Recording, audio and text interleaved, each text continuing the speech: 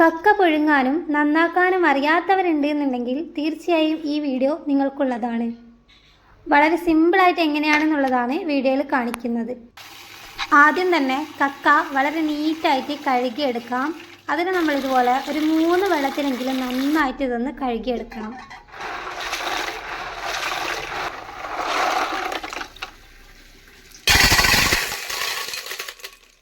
ഇതിപ്പോൾ ഒരു 3 വെള്ളത്തിൽ നന്നായിട്ട് കഴുകിയെടുത്തതിന് ശേഷം പുഴുങ്ങാൻ വേണ്ടിയിട്ട് നമ്മളിതാ ഇതുപോലെ ഒരു വലിയ പാത്രത്തിലേക്ക് ഇട്ട് കൊടുക്കുന്നുണ്ട്.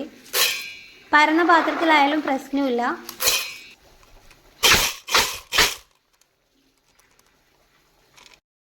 ഇനി അടുപ്പത്ത് വെച്ചതിന് ശേഷം ഫുൾ ഫ്ലെയിമിൽ തീ കൂട്ടി വെക്കാനായിട്ട് പ്രത്യേകം ശ്രദ്ധിക്കുക. ഇത് ചീഞ്ഞു പോകാനോ അങ്ങനെയൊന്നും പാടില്ല. അതിനായിട്ട് നമ്മൾ ആദ്യം തന്നെ അടച്ചു വെച്ചിട്ടൊന്ന് വേവിച്ചെടുക്കാം. ഇനി ഇത് നല്ലപോലെ തെളിച്ചതിന് ശേഷം നമുക്ക് നോക്കാം. മൂടി തുറന്നിട്ട് നോക്കുകയാണ് നല്ല പോലെ എല്ലാം അടർന്ന് വന്നിട്ടുണ്ടോ എന്നുള്ളത്. അതായത് കൂടി നിൽക്കുകയാണല്ലോ കക്ക എപ്പോഴും. അതിതുപോലെ പിളർന്ന് വന്നിട്ടുണ്ടോ എന്ന് നോക്കണം. അങ്ങനെ വന്നിട്ടില്ല എന്നുണ്ടെങ്കിൽ ഇതാ ഇതുപോലെ നന്നായിട്ടൊന്ന് ഇളക്കി കൊടുക്കുക കേട്ടോ. നന്നായിട്ട് ഇതുപോലെ പിളർന്ന് വരണം. ഇതിപ്പം ഏകദേശം ആയിട്ടുണ്ട്, എന്നാലും ചിലതൊക്കെ കൂടി തന്നെയാണ് ഇരിക്കുന്നത്. അപ്പോൾ അതുകൂടെ ഒന്ന് കറക്റ്റ് ആവാൻ വേണ്ടിയിട്ട് നമ്മളിതുപോലെ ഒന്ന് വീണ്ടും അടച്ചു വെച്ചിട്ടൊന്ന് വേവിക്കുന്നുണ്ട് കുറച്ച് സമയത്തേക്ക് കേട്ടോ.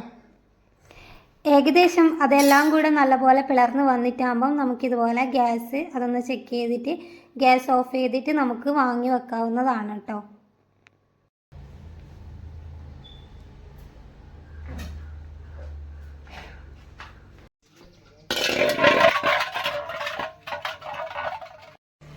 ഇനി നമുക്ക് ആവശ്യമായിട്ടുള്ള പാത്രങ്ങളൊക്കെ എടുക്കാം. ഇത് നന്നായി ചൂടാറിയതിന് ശേഷമോ അതല്ലെങ്കിൽ ആ ചൂടോട് കൂടിയോ നമുക്ക് പൊളിച്ചെടുക്കാവുന്നതാണ്. കൈ പൊള്ളാതെ സൂക്ഷിക്കുക എന്നുള്ളത് മാത്രമാണ്.